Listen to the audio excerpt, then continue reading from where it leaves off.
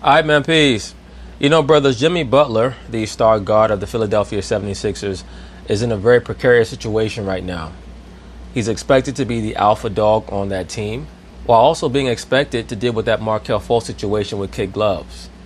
And that's not something that is essential or intrinsic within the nature of Jimmy Butler.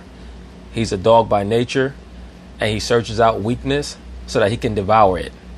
But he knows that he has to play the political angle right now in regards to Markelle Fultz, or all it's going to do is confirm that he is the quote-unquote asshole that he seems to be in regards to how he attacks weakness in other teammates from other teams. Now, we all know that in the professional sports world, it's a dog-eat-dog world, so that comes par for the course. You have to know how to deal with personality types like a Jimmy Butler. But Jimmy Butler oftentimes is not going to be willing to deal with personality types that are different from him. So, of course, right now, once again, that dynamic between Markelle Fultz and Butler is a dynamic to watch. I don't think that Fultz is going to last much longer on Philadelphia, but we'll see.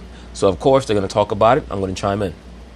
I want to get to another young player on the other coast. Jimmy Butler he's not the young player. He's been doing well since joining the Sixers. But now we get to the young player. Markelle Fultz continued to dominate headlines for the team. Yesterday, Jimmy was asked about Fultz. Take a listen to what he said about the young player. Everybody in this corner here, we want him to be great. We want him to continue to work. All of the outside noise is just what it is. It's noise from the outside. I love having him around. I think everybody here loves having him around. Now listen to that. Jimmy Butler stated about Markelle Fultz, I love having him around. Everybody here likes having him around. Are you guys talking about a teammate or a puppy? This is just not going to work. And let me say this. I only hope for the best for that brother Markelle Fultz, but he has a lot of issues going on in his life right now that are not conducive to him being a positive member of a team that has high aspirations. He really needs to be on a team like the Cavaliers, and I think that eventually he will be. Now, the possible trade for Kyle Korver fell through. Supposedly, Cleveland was in talks with Philadelphia to trade Philadelphia Kyle Korver for Markelle Fultz, at least allegedly. Well, as of today, Kyle Korver has been traded back to the Utah Jazz. So, obviously, Philadelphia is going to have to keep searching around for another trading partner. But I do believe that eventually they will move him. But once again, pay very close attention to how Jimmy Butler speaks about Markelle Fultz. He talks about him like a puppy they found on the side of the road, not like a teammate that they can count on in highly pressurized situations.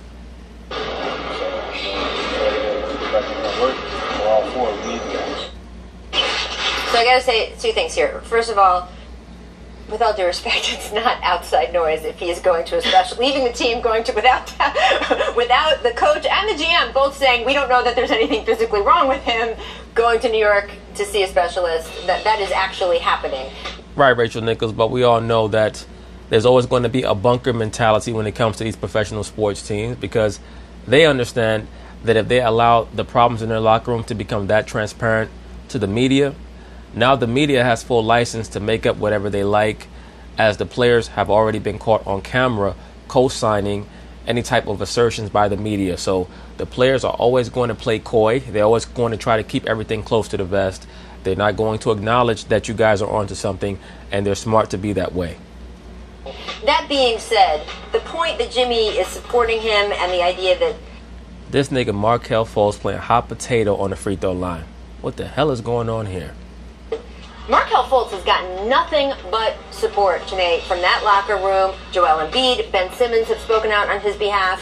And earlier in the week, when a lot of people were talking about, oh, maybe it would be good for him to get a fresh start somewhere else, I was saying on the show Monday, I don't see a better environment for him than the one he has already gotten in Philly, right? I mean, Well, this is a good environment for him in that they've drafted him. The players know him.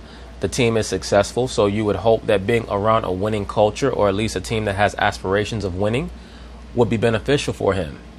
But I actually think different. I think that he'll be better off on a team like Cleveland, a team that has no expectations, that can trot him out there and he can play 35 minutes a game and will try to work through whatever kinks he has in regards to his mind as well as his body. Because if you trot him out there with the Philadelphia 76ers and he's only playing 15 minutes a game, now every shot that he takes is going to be under the magnifying glass. And you don't want that. Not for him if you truly care about him that much. They've been so supportive of him. It's true, and I think when you have the locker room, you're in a better position as a player. But first and foremost, I have to say I'm a Jimmy Butler stan. And a lot of people want to paint him as the villain for exiting Minnesota the way he did. But he was from Tomball, Texas. I was born in Tomball Hospital. Y'all share a hometown. He's just a guy that I've known growing up, meaning he's a Texas dude, rough around the edges, will fight for what he wants, and he got it. And it's working. And there's no need to kick someone when they're down. I think the best case, we have roasted Markelle Fultz to the moon and back. Society has. We're at the point where we are now rooting for him. Nobody wants a teammate to succeed more than Jimmy Butler, as long as it's in a healthy environment where I think that Jimmy Butler wants him to succeed, but he wants him to succeed as being a beneficial member of the team. He's smart enough to know, once again, he's prudent enough to understand that right now there's a magnifying glass not only on Markelle Fultz, but also on himself. So he has to say the right things. Where everyone's winning. And that's what they're doing right now, largely due to him. You guys have both seen when a player is not liked by their teammates. Yes. You can read it, in some cases, clear as day, no matter how they say it. As you said, it's very clear that Markelle Fultz is well liked by his teammates. Yeah, all that's well and good, but he's not running for class president. He was the #1 pick in the draft, and he has to get his shit together. That's the bottom line. I'm going to say it again. He was the #1 pick in the draft. He has to get his shit together. All the stuff about he's well liked, who gives a shit? There are many great players in the history of the NBA who are not well liked. And that fact gives him the best chance to succeed because they're going to pull for him. Another thing is, just on a pure transactional basis, let's just take the personalities out of it. It'd be a terrible time to trade him because his value has never been lower. Well, that's the best point that you're making right now, Brian Windhorst. And that's the real issue. You have to give him some playing time and hope that you can boost up his trade value. But as of right now, I don't think that there's ever going to be a moment where you're going to be able to get back a big haul for Markelle Fultz. You're just going to have to bite this bullet and look at it as, hey, we got Jimmy Butler. Jimmy Butler is going to be the player that we wanted Markelle Fultz to grow into. Jimmy Butler is already that guy.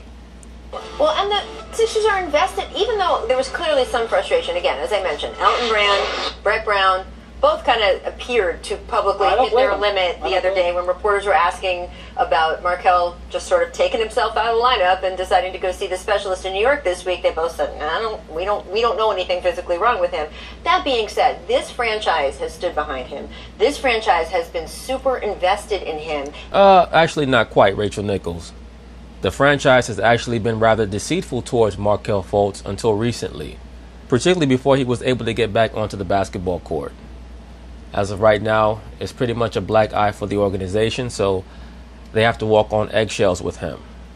But they're moving forward, and they have big plans right now. Their alpha, Jimmy Butler, is 29, 30 years old. So that gives them about a 3-year window to compete for a championship, or at least to act like they're competing for a championship. And they are actually monetarily invested in him. They gave up so much to get him and to draft him. He goes somewhere else. I just don't see the front office, forget the locker room, I don't see the front office of the coach being as invested in him as those guys. It is what it is. You bet big, you lose big.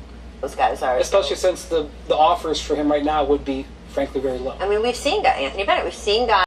Well, Brian Windhorst, you said that the offers for Markelle Fultz would frankly be very low. How could any offer be low for him at this point right now? How many NBA players are worse than him in regards to their mental approach to the game and their ability to impact their team's chances of winning the game? I mean, he's just not bringing much to the table. At this point, if you could snag a really able veteran who you could bring onto your team and give you 22 to 25 good minutes, maybe bring you 9 to 11 points a game and hard-nosed defense, you'll take that. I've heard this cat Kent Bazemore's name mentioned of the Atlanta Hawks. That'd be a pretty good pickup for Markelle Fultz if you could swing that. Of course, there's going to be a big disparity in regards to what they're being paid, their salary, but I don't know. From kind of sort of not find their way in their first spot, go from team to team, and then just be. And this might be the most patient front office in the history of sports. Trust the process. There we go. Let's talk though. But anyway, that's basically it on that. We'll see what happens with this whole Jimmy Butler and Markelle Fultz situation. So peace.